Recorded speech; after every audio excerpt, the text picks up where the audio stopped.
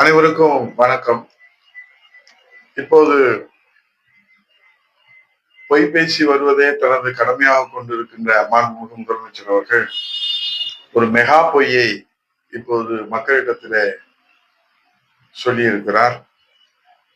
4 வருடங்கள் தீர்க்க முடியாத பிரச்சனைகளுக்கெல்லாம் 45 நாட்களிலே தீர்வு காணப்படும் என்று உங்களோட ஸ்டாலின் என்ற திட்டத்தை அறிவித்திருக்கிறார்.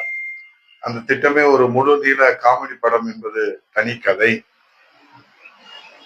இன்றைக்கு உங்களோடு ஸ்டாலின் என்று மாண்புமிகு முதல்வர் சொல்லி இருப்பது, கனிம வள கொள்ளையில் ஈடுபட்டு சிறை தண்டனை பெற்று ஜாமீனில் இருக்கும் முன்னாள் அமைச்சர் பொன்முடியின்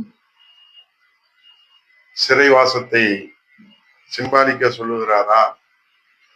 ஜாமீனில் இருக்கும் 10 ரூபாய் செந்தில் பாலாஜியுடன் என்று உங்களோடு ஸ்டாலின் என்பதை எடுத்துக்கொள்ள வேண்டுமா? விடியாத திமுக ஆட்சியில கள்ளச்சாராய சாவுகளுக்கு இறந்தவர்களின் வீடுகளுக்கு சென்று ஒப்பாரி வைத்து அழுது ஆறுதல் சொல்லி அவருடன் இன்றைக்கு வாழ்வாதாரத்தை பற்றி எந்த கவலையும் கொள்ளாத ஸ்டாலின் உங்களோடு ஸ்டாலின் என்று சொல்லுகிறாரா? 4 ஆண்டுகளிலே 25 லாக்அப் மரணங்களுக்கு என்ன சொல்ல போகிறார்?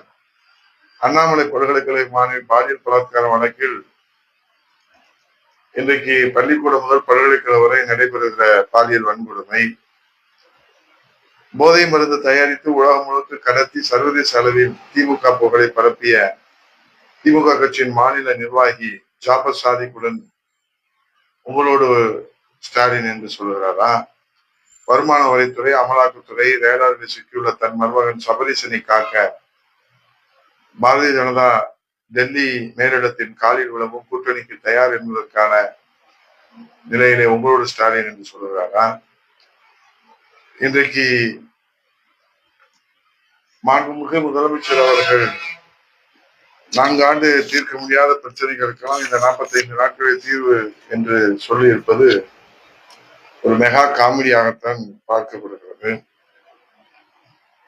மாண்புமிகு அம்மாவுடைய ஆட்சி காலத்திலே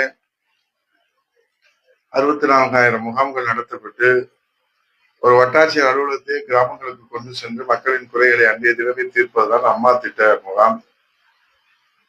அது மக்களுக்கு பயனுள்ளதாக இருந்தது. இப்போது ஸ்டாலின் திட்ட முகாம் என்பது மக்களிடத்திலே கேள்வியை தான் எழுப்பியிருக்கிறது, சந்தேகத்தை எழுப்பியிருக்கிறது.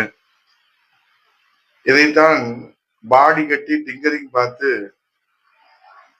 இன்றைக்கு 15 துறை அதிகாரிகளை மக்களை சந்திக்கும் முகாம் என்று ஈயம் பூசி பார்த்து இருக்கிறது இந்த விடியா திமுக அரசு. பொதுவாக கார் திருடுபவர்கள் காருக்கு நம்பர் பிளேட் மாற்றி ஏமாற்றுவார்கள். இந்த திமுக அரசிலுமே புரட்சி தலைவர் எடப்பாடி அவருடைய ஆட்சி காலத்தில் அம்மா முதலமைச்சராக இருக்கிற போது கொண்டு வந்த அம்மா திட்டத்தை திருடி உங்களோட ஸ்டாலின் என புது பிளேட்டை மாற்றி சொந்தம் கொண்டாடுகிறார்கள். எது எப்படியோ மக்களுக்கு நன்மை கிடைத்தால் பரவாயில்லை என்று பார்த்தால்